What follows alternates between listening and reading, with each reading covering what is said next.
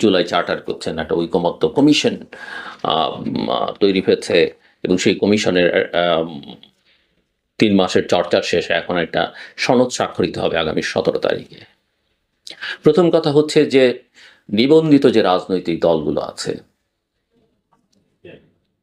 আমার হিসেব যা বলে অন্তত 30টি রাজনৈতিক দল এই ডায়ালগের প্রসেসের মধ্যে ছিল না, যাদেরকে ডাকাই হয়নি। আচ্ছা, 30টির মধ্যে আপনি ধরেন যে আওয়ামী লীগকে সরকারি আদেশে, নির্বাহী আদেশে তার কার্যক্রম স্থগিত করা হয়েছে, আওয়ামী লীগকে আপনি বাদ রাখলেন, বাকিরা নেই। যাদের নিয়ে চর্চা করা হয়েছে, এই ডায়ালগ হয়েছে বা ধারণা করা হচ্ছে যারা সবাই মিলে এখন স্বাক্ষর করবেন, আমার ধারণা মোটামুটি বেশ কয়েকটি না হলেও অন্তত কয়েকটি রাজনৈতিক দল, 4-5-7টা হতে পারে, তারা এই সনদে স্বাক্ষর করবেন না 17 তারিখে। এবং পরিস্থিতি জটিলতা দেখেন, আমি নিজে যখন সরকারকে নিরপেক্ষ বলি না, অনেকে অসন্তোষ প্রকাশ করেছে।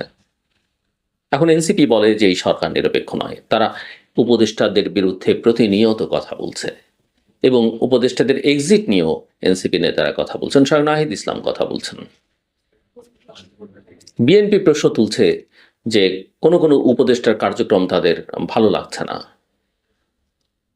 প্রশ্নবিদ্ধ, ষড়যন্ত্রের গন্ধ তারা পায়। একই কথা জামায়াত ইসলামের নায়েবে আমির ডক্টর আব্দুল্লাহ মুত্তাহের, তিনিও বলছেন। তিনি তো আরো ভয়ঙ্কর কথা বলেছেন, এই উপদেষ্টারা ষড়যন্ত্রে লিপ্ত, এই উপদেষ্টারা কে কি বলছেন, কার সঙ্গে কি আছে যোগাযোগ, তাদের সবকিছু রেকর্ড করা আছে এবং সময় মতো ছেড়ে দেওয়া হবে। অর্থাৎ আমরা যে ফোন আলাপ রেকর্ডের কথা বলি বা বিভিন্ন মিটিংয়ে এই যে লুকিয়ে অন্যের কথা ধারণ করবার কথা বলি, যেগুলো নিয়ে আমরা দীর্ঘদিন সমালোচনা করছিলাম, সেটা হয়ে গেছে অলরেডি। কিন্তু সেই সমালোচনার চেয়ে বড় কথা যে এই উপদেষ্টাদের বিরুদ্ধে অনেক কিছু রেকর্ড করা আছে এবং সেটা তারা প্রচার করে দেবেন। সেটা প্রচার করলে আমি মনে করি যে মিস্টার আব্দুল্লাহ তাহের, অন্তত এটুকু আমি বিশ্বাস করি, আমি তাকে খানিকটা ব্যক্তিগতভাবে চিনিও, তিনি আমার শোতেও আগে এসেছেন, অনেক আগে, তিনি মিথ্যে বলছেন না, অন্তত এই জায়গায় মিথ্যে বলছেন না। চিত্রটা কি দাঁড়াবে? তারপরে ধরেন এই যে উপদেষ্টাদের দুর্নীতির খবর যেভাবে বেরোচ্ছে নানা মাধ্যমে, নানা পত্রপত্রিকায়, সোশ্যাল মিডিয়াতে, এবং তাদের যে পারফরমেন্স, এবং তাদের একটা বড় অংশই যে কোনো দিন আপনি বিবেচনা করলে দেখবেন দেশের বাইরে। কেন তারা দেশের বাইরে? কি তারা অর্জন করছেন? কি দেশের জন্য নিয়ে আসলেন? আমি বাইরের দুনিয়া থেকে দুঃসংবাদ ছাড়া কোনো ভালো সংবাদ বাংলাদেশের জন্য দেখি না।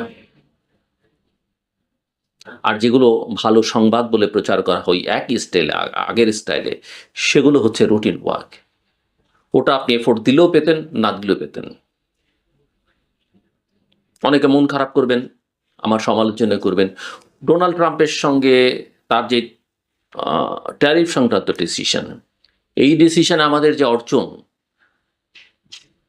প্রত্যেকে কমিয়ে কত আনা হচ্ছে, আমি মনে করি না এটা আমাদের নেগোসিয়েশনের ফল।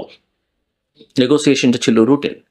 এটা ট্রাম্প অ্যাডমিনিস্ট্রেশনের ডিসিশন, সে কাকে দেবে, কতখানি সুবিধা কাকে দেবে না,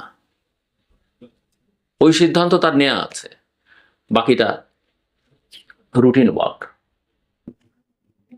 এবং এত এত খবর পত্রপত্রিকায় প্রকাশিত হবার পর প্রফেসর মোহাম্মদ ইউনূস একজন উপদেষ্টার বিরুদ্ধে কোনো ব্যবস্থা নেননি।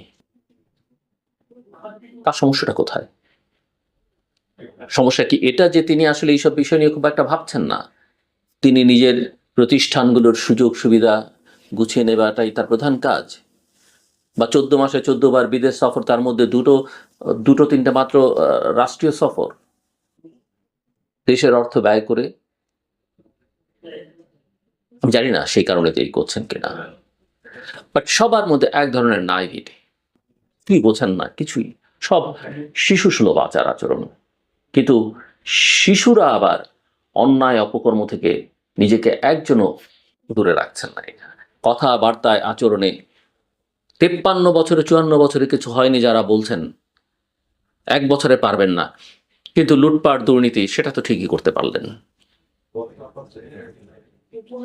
আসেন এবার সবচেয়ে ভয়ঙ্কর জায়গা যেটা এখন তৈরি হচ্ছে দেশের জন্য, সবচেয়ে দুর্ভাবনার বিষয়, যেটা হচ্ছে আমাদের স্বাধীনতা সার্বভৌমত্ব রক্ষার যে প্রতিষ্ঠান, সেনাবাহিনীকে বিতর্কের মধ্যে ঠেলে দেওয়া হচ্ছে, সেনাবাহিনীকে এক ধরনের অস্থিরতার মধ্যে ঠেলে দেওয়া হচ্ছে। আমরা কোনো অবস্থাতেই ৭৫-এর পুনরাবৃত্তি চাই না। আমরা আমাদের সেনাবাহিনী সুশৃঙ্খল, ইয়েস, কথা বলতে দ্বিধা নেই। আমি বিশ্বাস করি আমাদের সেনাবাহিনীর যারা আছেন তারাও এতে মন খারাপ করবেন না বা অস্বীকার করবেন না যে সেনাবাহিনীর কতিপয় সদস্যের বিভিন্ন সময়ে সেই স্বাধীনতা উত্তর কাল থেকেই পর থেকেই কারো কারো ভূমিকা সেনাবাহিনীকে প্রশ্নবিদ্ধ করেছে, বিতর্কিত করেছে। তাদের কারো বিচার হয়েছে, কারো বিচার হয়নি। বিচারটা হওয়া দরকার, কিন্তু সেটা অফকোর্স সেনাবাহিনীর শৃঙ্খলা বজায় রেখে তার আইনের মধ্য থেকে সেটা করা উচিত। এই প্রতিষ্ঠান যদি অস্থির হয়ে ওঠে, এই প্রতিষ্ঠানের ভেতরে যদি অস্থিরতা তৈরি হয়, আমাদের দেশের জন্য